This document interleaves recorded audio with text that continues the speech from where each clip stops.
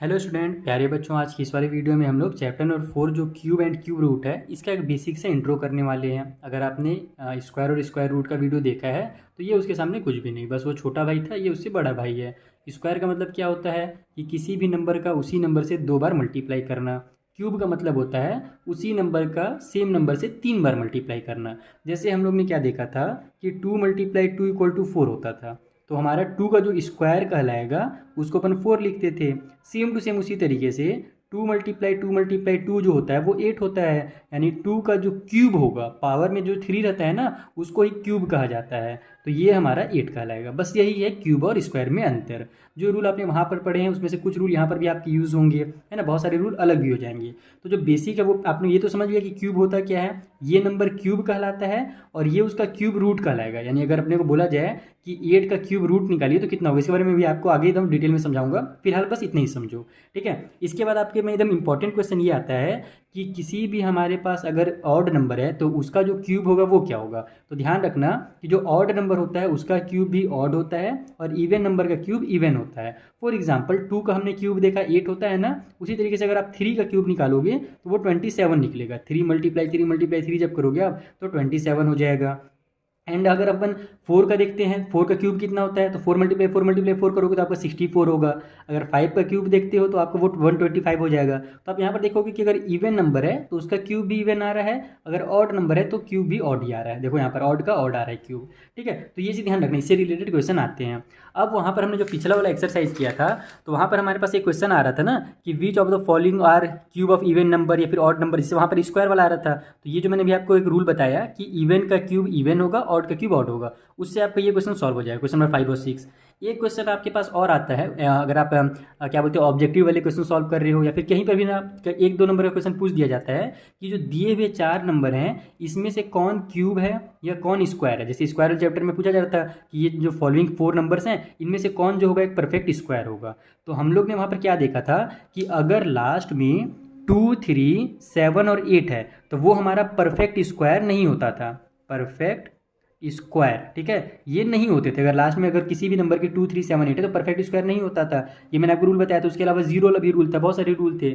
लेकिन क्यूब में ऐसा नहीं है। अगर आप 1 से लेकर के 10 तक के क्यूब देखोगे ना तो आपको लास्ट में 1 भी दिखेगा, 2 भी दिखेगा, 3 भी दिखेगा, 4 भी दिखेगा, 5 भी दिखेगा, 6 भी दिखेगा, 7, 8, 9, 0 सब दिखेंगे। इसका मतलब मेरा कहने का मतलब ये है कि जो अपने स्क्वायर वाला में जो रूल पढ़ा था कि लास्ट में 2, 3, 7, 8 होगा तो वो परफेक्ट स्क्वायर नहीं होगा, बस वही सोच करके आप जल्दी से टिक मार देते थे, वो काम अब आपका यहाँ नहीं चलने वाला है। अब अगर आपके पास क्वेश्चन आ जाता है कि बताइए कि जो दिए हुए नंबर हैं इसमें से हमारा कौन सा परफेक्ट क्यूब है, ठीक है, या फिर परफेक्ट क्यूब नहीं है, तब आपको क्या करना पड़ेगा, फैक्टर फाइंड करने पड़ेंगे। प्राइम फैक्टराइजेशन मेथड जो हमारा है उस मेथड से आपको फैक्टर निकालना है और फैक्टर निकालने के बाद ग्रुप बना करके देखना है कि हमारा वो परफेक्ट क्यूब है कि नहीं है। फैक्टर कैसे निकाला जाता है, तो देखो इस तरीके से, जैसे मान लो 216 है तो उसका आप जल्दी से इस तरीके से 2 से 3 से 5 से जो हमारे प्राइम नंबर्स हैं उनका क्या करोगे, फैक्टर निकालोगे।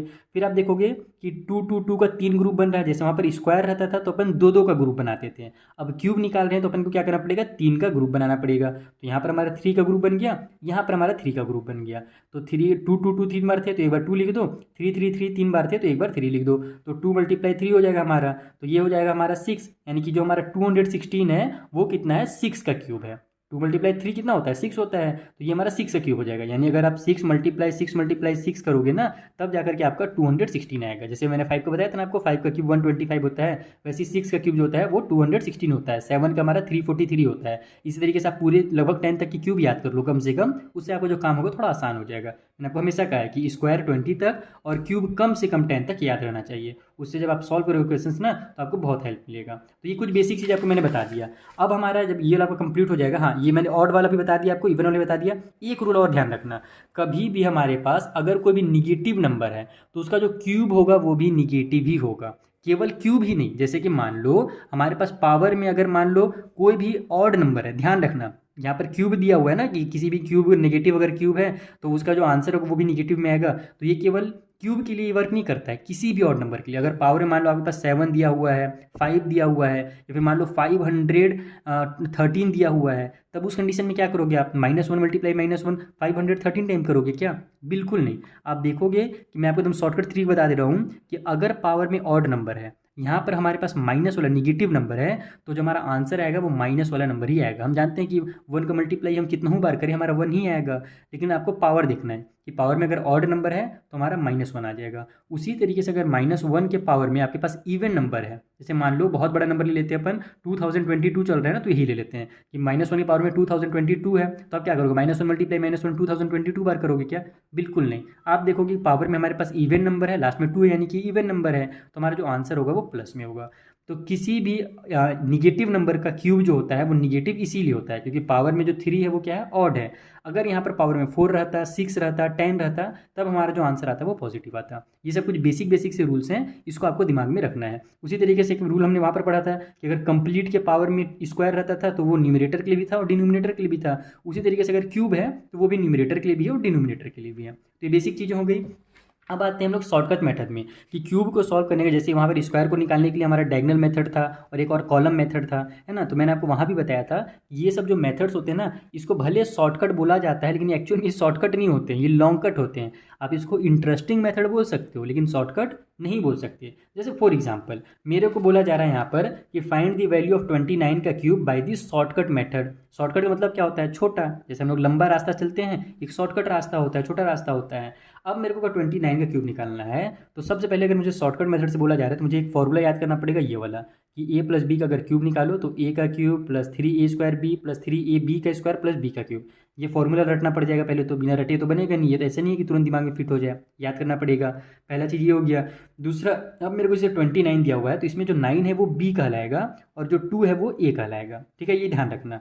तो अब जहाँ जहाँ पर आपका जो फॉर्मूला है ना, ये देखो हमारा ये फॉर्मूला है, तो b का क्यूब है तो 9 का क्यूब करोगे आप तो 729 आता है 9 का क्यूब। उसका लास्ट वाला डिजिट को उतारोगे, फिर जो 72 बच जाएगा उसको आप क्या करो, ट्रांसफर करके जो यहाँ पर 3ab का स्क्वायर है ना, इसको जब आप सॉल्व करोगे तो 486 आएगा। उसमें फिर आप 72 को ऐड करोगे, फिर ऐड करने के बाद लास्ट वाला 8 है उसको उतारोगे, फिर हमारा जो बच गया ये 55, इसको आप इधर वाले के पास यानी कि 3a² b को जब आप सॉल्व करोगे तो 108 आएगा, उसमें इस वाले 55 को आपको ऐड करना है। फिर यहाँ पर हमारा जो लास्ट में 3 आएगा उसको लिखना है, फिर जो 16 बच गया उसको इधर ट्रांसफर करोगे। फिर a का क्यूब, तो a का क्यूब हमारे पास कितना था, 2 था, तो 2 का क्यूब आपका 8 आ जाएगा। फिर ये 16 को 8 में ऐड करोगे तो 24 आएगा, तो लास्ट में हमारा 24 है तो पूरा का पूरा उतर जाएगा। अब भैया मेरे को इतना बड़ा करना पड़ा, इससे अच्छा मैं क्या करता, 29 मल्टीप्लाई 29, फिर जो आंसर आता उसमें मल्टीप्लाई एक बार और 29 कर देता, मेरा आंसर आ जाता।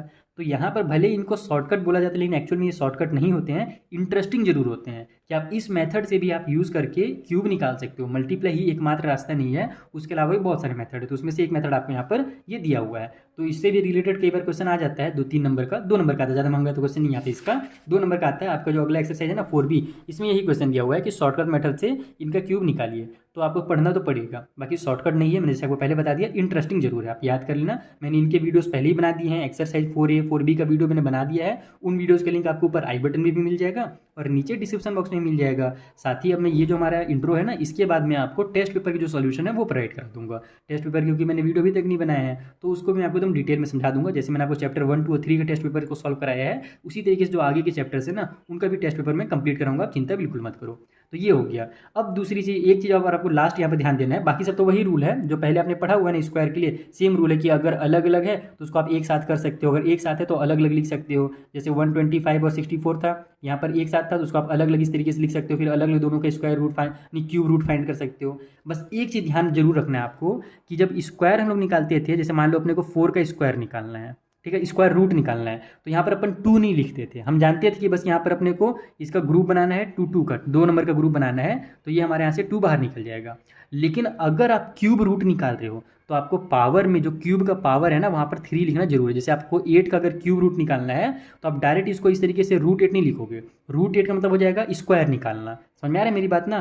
तो क्यूब निकालना है तो आपको यहाँ पर 3 लिखना पड़ेगा। जैसे देखो आप हर जगह जहाँ भी देखोगे एग्जाम्पल में या क्वेश्चन में आपको यहाँ पर पावर में रूट के पावर में 3 दिया ही हुआ रहेगा। तो अगर आपको रूट निकालना है क्यूब वाला, ठीक है, स्क्वायर वाली मैं बात नहीं कर रहा हूँ, तो आपको 3 लिखना पड़ेगा। अगर आप स्क्वायर वाला निकाल रहे हो तो आप चाहो तो 2 लिख भी सकते हो और अगर नहीं भी लिखोगे तो भी चलेगा। ये चीज़ हम दिमाग में फिट कर लो कि क्यूब निकाल रहे हैं तो यहाँ पर लिखना पड़ेगा। तो ये हमारा फिर यहाँ पर जो ग्रुप बनेगा ना इस तरीके से 3 का बनेगा, 2 × 2 हो जाएगा। यहाँ पर 8 का जो मल्टीप्लाई करेंगे तो 2 × 2 आएगा, यहाँ पर 3 नंबर का ग्रुप बन गया तो 2 बाहर निकल जाएगा। यानी कि 8 का जो क्यूब रूट है वो भी 2 है और 4 का जो स्क्वायर रूट है वो भी 2 है ना। 2 का जो स्क्वायर होता है 4 होता है, 2 का जो क्यूब होता है वो 8 होता है। इस तरीके से आपको इन क्वेश्चंस को सॉल्व करना रहेगा। एक्सरसाइज की वीडियोस मैंने आपको पहले बता दिया, मैंने बना दिया है। ये वाला जो हमारा ऑब्जेक्टिव है इसको मैंने आपको सॉल्व करा दिया है। ठीक है, सारे के सारे वीडियोस के लिंक नीचे डिस्क्रिप्शन बॉक्स में मिल जाएगा। मिलते हैं हम लोग नेक्स्ट वाली वीडियो में, यहाँ पर जो हमारा टेस्ट पेपर 4 है इसे मैं आपको कंप्लीट कैसे सॉल्व करना है एकदम डिटेल में समझा दूंगा। ठीक है, तो मिलते हैं नेक्स्ट वीडियो में, तब तक के लिए थैंक यू फॉर वॉचिंग।